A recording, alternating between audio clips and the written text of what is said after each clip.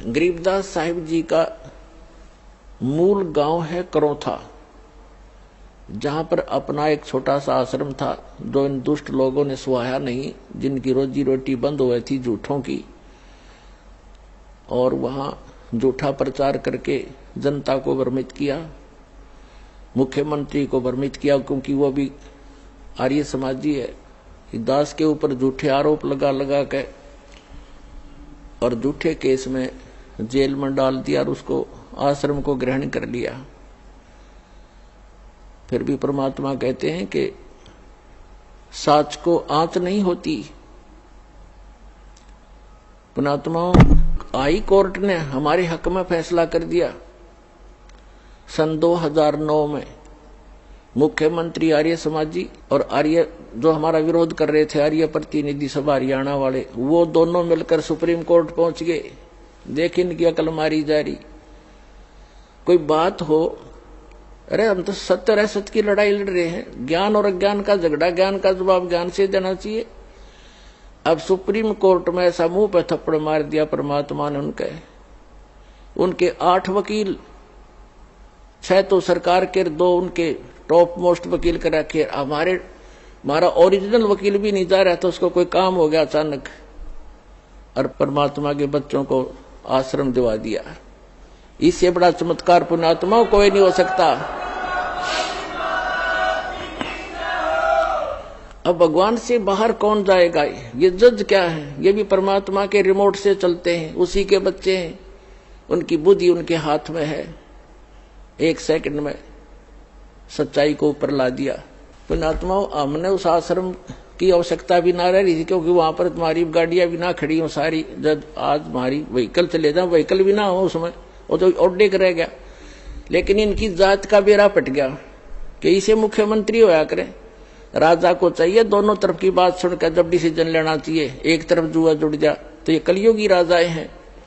पुराने राजाओं का आप हिसाब लाओ। रामचंद्र जी राजा थे अयोध्या के, वो किसी मंत्री या किसी अपने साथी की बात में विश्वास नहीं करते थे, भगवान से डरने वाले थे। यदि कोई ऐसी जटिल समस्या होती, वो स्वयं वेश बदल कर जाया करते थे और निष्कर्ष निकाल कर निर्णय लिया करते थे। राजकाल के राजा, उनकी पार्टी के 2 बात कह दे, फलाना ऐसा है, दकड़ा ऐसा है, कर दो उसका नाश। लेकिन हमारे साथ भगवान है, हमारा विरोध करने वालों का नाश हो जाएगा, भगवान के बच्चों का नाश आज तक हुआ नहीं, हर ना होगा।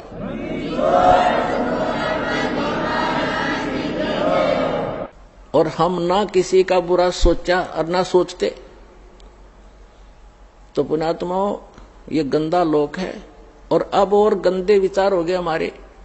भगवान से डर रहा नहीं, और जब तक ज्ञान नहीं होगा अध्यात्म, तो भगवान से डरना छोड़ देता आदमी, और तभी मार खाता है। और ज्ञान होगा फिर, जैसे बच्चा छोटा सा होता है,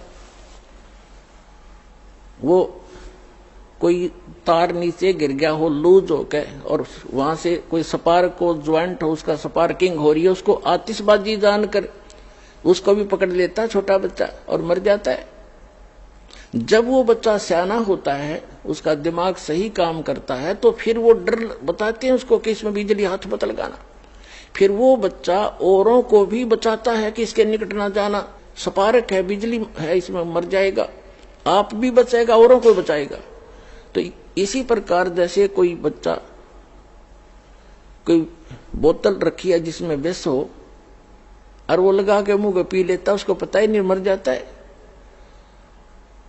तो पुण्यात्मा, जब उस बालक को ज्ञान होगा, बड़ा हो जाएगा, उसको लिखा है विष है, तो वो आप भी नहीं हाथ ला और दूसरों को भी निलाने देगा कि इसके हाथ ना लगाना, इसमें जहर है। तो पुण्यात्मा, जो गलतियां आज हम कर रहे हैं, हम तत्व ज्ञान अध्यात्म ज्ञान की कमी के कारण वो विष पान कर रहे हैं, स्पार्क वाला तार पकड़ रहे हैं, रिश्वत लेकर और चोरी करके, जारी करके, मिलावट करके, और एक दूसरे को अपनी ताकत का दुरुपयोग करके सता के हम विष पान कर रहे हैं। और जब ज्ञान होगा, हाथ भी नहीं लावेंगे, चाहे कुछ भी हो, भूखे मर लेंगे पर बुराई नहीं कर सकते। जैसे कर का जहर का रंग होरी हो, कहो कौन तिस खावे राम रंग होरी हो।